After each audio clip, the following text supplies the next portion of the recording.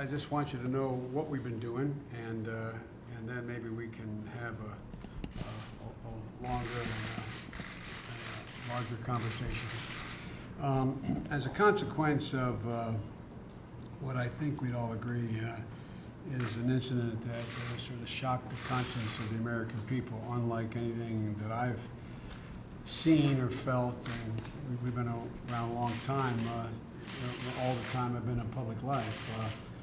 There have been a number of tragedies that have occurred and national catastrophes, but I've never quite seen anything that has shocked the consciousness of the American people, like 6- and 7-year-old kids being riddled with bullets in a classroom in a neighborhood in an area that was considered to be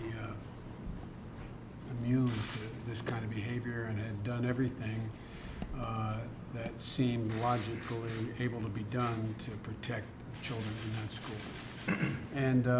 And so the president asked me, because I'd spent so much time on these issues relating particularly to guns and violence in my years in the Senate, whether or not we would, and admittedly it's quick, in a matter of less than a month, put together a set of proposals or a direction that we could move the federal government that would enhance the possibility that, or lessen the possibility this kind of thing could happen again.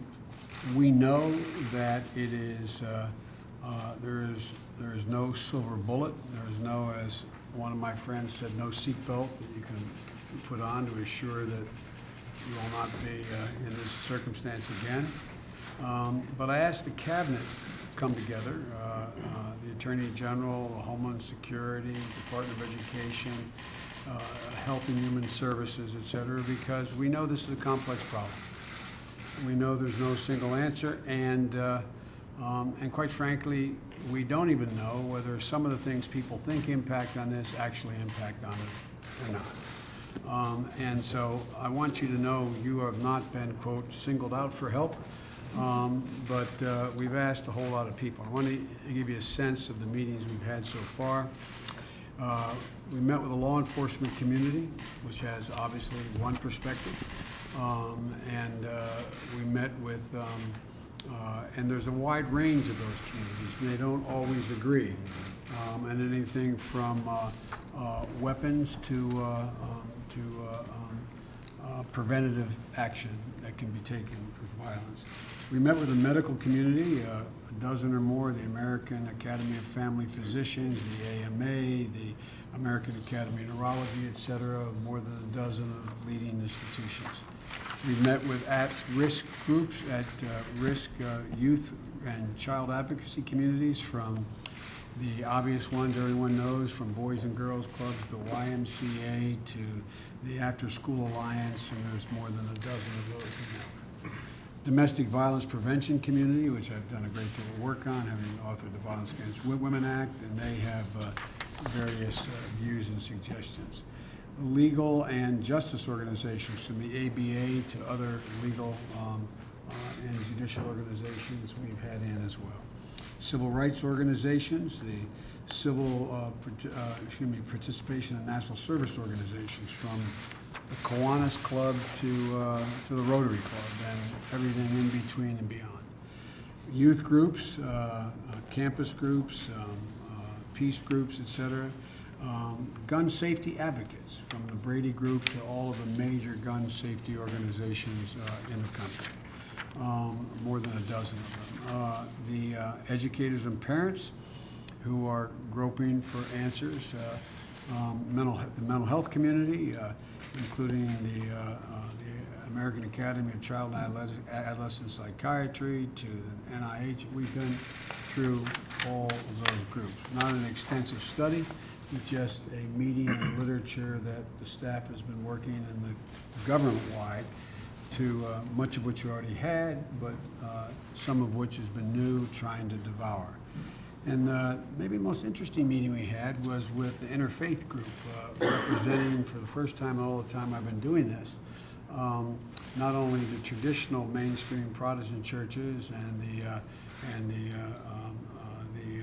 Catholic Conference of Bishops but the evangelical groups who are generally have been reluctant to engage in this because it's been viewed as maybe an attack on a cultural norms relating to rural communities and gun ownership and the like. But we've had all of these groups have shown up, including the leaders of the Muslim community, the Hindu community, et cetera. It was really a fascinating discussion, and fairly enlightening, quite frankly. There is a moral dimension to this, to state the obvious. And then we met with sportsmen and rural groups, which are distinct from, but not necessarily disagree with, the gun owner groups from the NRA and others, but they have a different perspective. They include the Association of Fish and Wildlife, Blue Water Strategies, the Outdoor Industry Association, et cetera. Yesterday, we met with the gun owners from ranging groups from the Defense of Small Arms Advisory Council, headed up by a retired Major General, to Firearms and Export Roundtable, which that's their business, to independent firearms owners, the NRA, et cetera. And there is actually difference among them as well. It's not a uniform view. We also met with retailers because they're a part of this potential solution in terms of background checks and the like, all the box stores, the big 5 sporting goods operations, and who sell an awful lot of weapons. And we met with your colleagues in Hollywood yesterday, the quote entertainment industry, but your entertainment as well, but the entertainment industry as it relates to film and broadcasting. And we will be meeting with technology experts because, to overstate the case, there's a lot could change if, for example, every gun purchased could only be fired by the person who purchased it, because it literally would be unable to be fired. That technology exists, but it's extremely expensive. But if that were available on every weapon sold, there's significant evidence that would may very well have curtailed what happened up in Connecticut, because had the young man not had access to his mother's arsenal, he may or may not have been able to get of it. And then we're meeting with outfits involved in social education and you and the video gaming industry. I come to this meeting with no judgment. You all know the judgments other people have made, and I think we had a very productive meeting yesterday with the broadcast and film industry, and they had some very constructive ideas as to how they could help. And so we're looking for help. I understand a few of you here are researchers in the assessing the impact, if any, on behavior of certain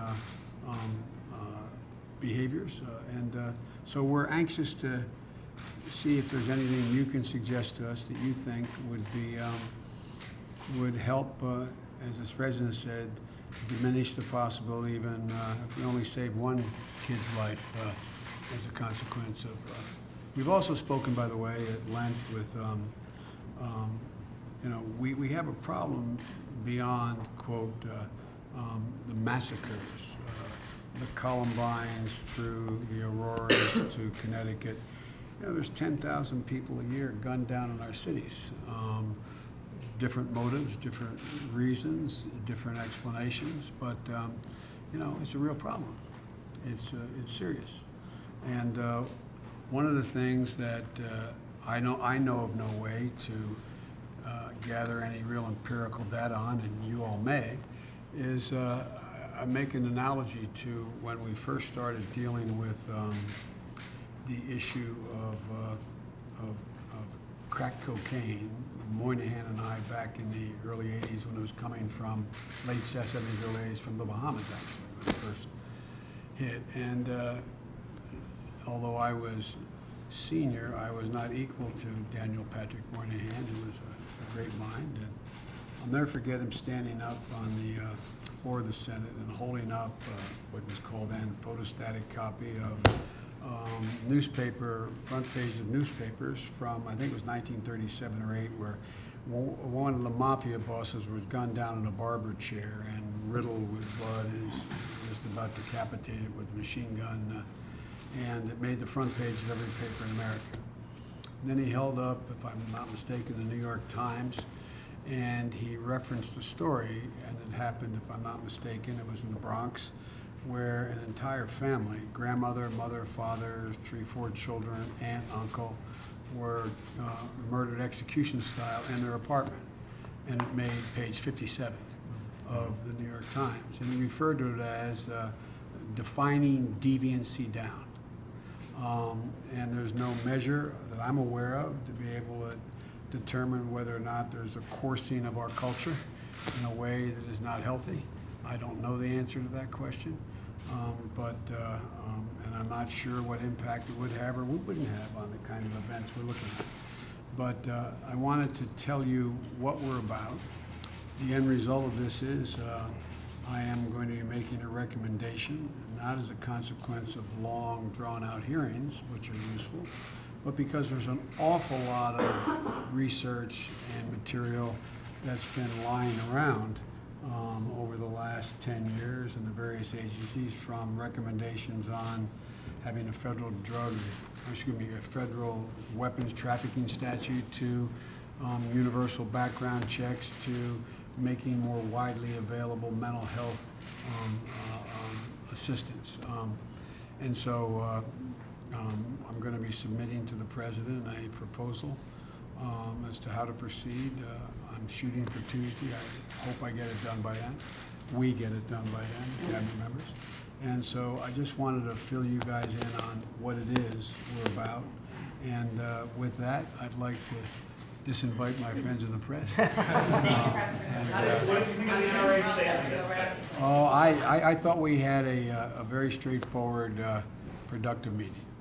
What did you think of what they said about the meeting with the president? I don't have any comment on what anybody said about the meetings. Thank you. Thank you.